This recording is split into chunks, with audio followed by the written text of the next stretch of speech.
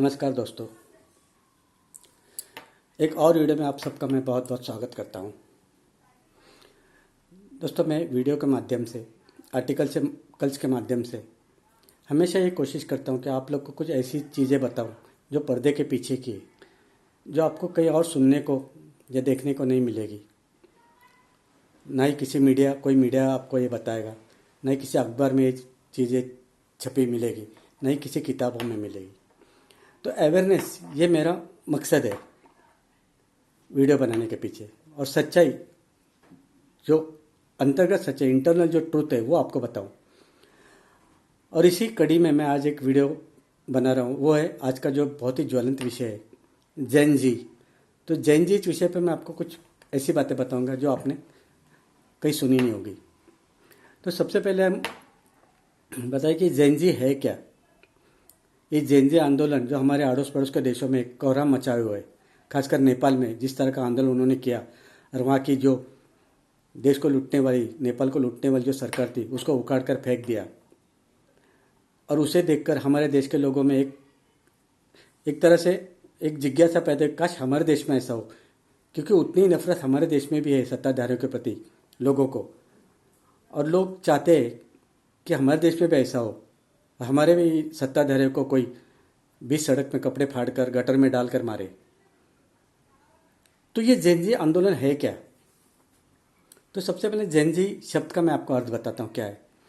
जेन जी ये इंग्लिश शब्द है, लेकिन इंग्लिश भाषा में भी दो इंग्लिश है। एक ब्रिटिश इंग्लिश जो हमने पढ़ी अपने स्कूल में, जो हमारे देश में पढ़ाई जाती है, और एक अमेरिकन इंग्लिश। लिपि एक है, सब कुछ एक है, लेकिन उनका बोलने का तरीका अलग है, कुछ शब्द अलग है। जैसे इंग्लिश के जो अल्फ़ाबेट है A to Z, उस जेड को, जो आखिरी शब्द है, अल्फ़ाबेट है, उसको अमेरिकन भाषा में जी कहते हैं, और ब्रिटिश इंग्लिश में हम उसे जेड कहते हैं।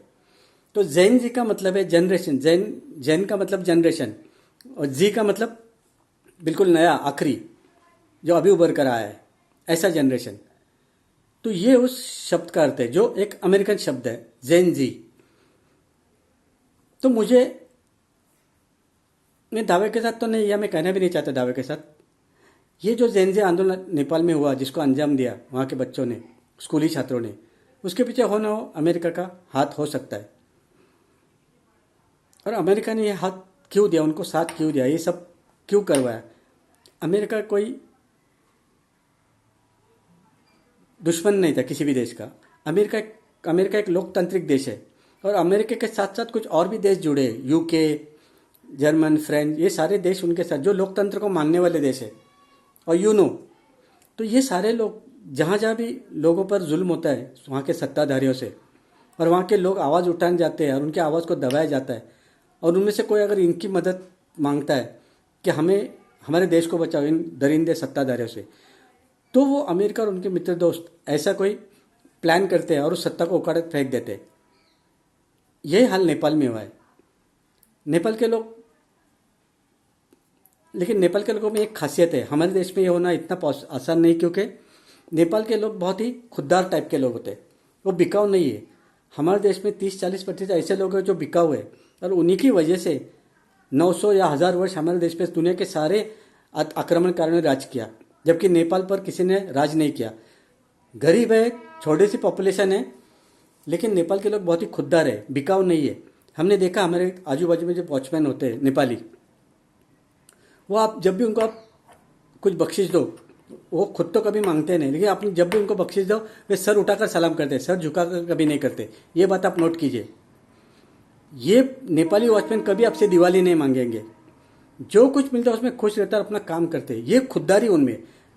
हमारे देश में भी ऐसे बहुत सारे खुददार है, 50-60% ऐसे खुददार, लेकिन 30-40% ऐसे दरिंदे हैं, जिनकी वजह से जब मुगल आए तो उन्होंने मुगलों से सांठगांठ कर ली, अपना राजपाट बचाने के लिए, जो भी करने के लिए, और अपना ओहदा बचाने के लिए, और मुगलों को राज करने दिया। औरंगजेब की सबसे पहली राजधानी तो ये थी आगरा, लेकिन उसकी दूसरी राजधानी गुजरात थी, ये आप लोगों को पता होना चाहिए। तो कुछ लोग ऐसे हैं जो, जिनकी वजह से हमारा देश हजारों साल तक गुलाम हुआ, और एक छोटा सा नेपाल कभी गुलाम नहीं हुआ, वो बात अलग है। तो ऐसे लोगों ऐसे लोग, हमारे देश के खुददार लोग अगर किसी बाहरी शक्ति की मदद लेकर इस देश को उड़ाना चाहे तो भी बाहर के देश हमें मदद नहीं करें, क्योंकि वो चाहेंगे 90-80-90% लोग इसमें अगर सहमत है तो वो मदद करेंगे। लेकिन ये अंधभक्त जैसे अगर ये सत्ताधारियों के पीछे गए तो हमारा सारा पानी फिर जाएगा किराए किराए पे, कोई आपको मदद नहीं करेगा।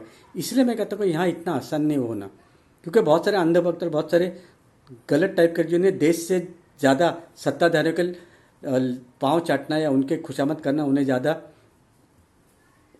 अच्छा लगता है, तो इसलिए यहाँ इतना पॉसिबल नहीं है। लेकिन खैर, तो मैं बता रहा था कि किस तरह, और ये अमेरिका और ये दूसरे लोकतांत्रिक देश क्यों ये सब करते हैं। उनको कोई शौक नहीं ये सब करने में, लेकिन वहाँ के देश के लोग अगर असंतुष्ट है तो उनको मदद करने के लिए, लोकतंत्र को बचाने के लिए वो सब करते हैं। और जिस देश के लोग अपने सत्ता के विरुद्ध आवाज़ उठाते हैं वो भी कोई देश के दुश्मन नहीं होते, वो सत्ता के विरोधी होते। सत्ताधारी जो देश को बदनाम कर रहे, देश को बर्बाद कर, देश की मातृभूमि को खोखला कर रहे, उन लोगों को हटाकर देश को बचाने के लिए वो बाहरी शक्ति का फायदा लेते। लेकिन इनका एक फंडा है, ऐसे लोगों को जो देश को बचाने के लिए ये सब दूसरों की मदद लेते उनको देशद्रोही करार देते और उन्हें बदनाम कर देते, जबकि देशद्रोही वो नहीं है, देशद्रोही सत्ताधारी है जो देश को बर्बाद कर रहे हैं। लेकिन क्योंकि कानून सत्ता उनके हाथ में है, इसलिए वो जो चाहे कर सकते हैं, और आम आदमी जिसकी कोई आवाज़ नहीं वो सब चुपचाप सह लेता है। तो दोस्तों, ये सब जैन जी की सच्चाई है।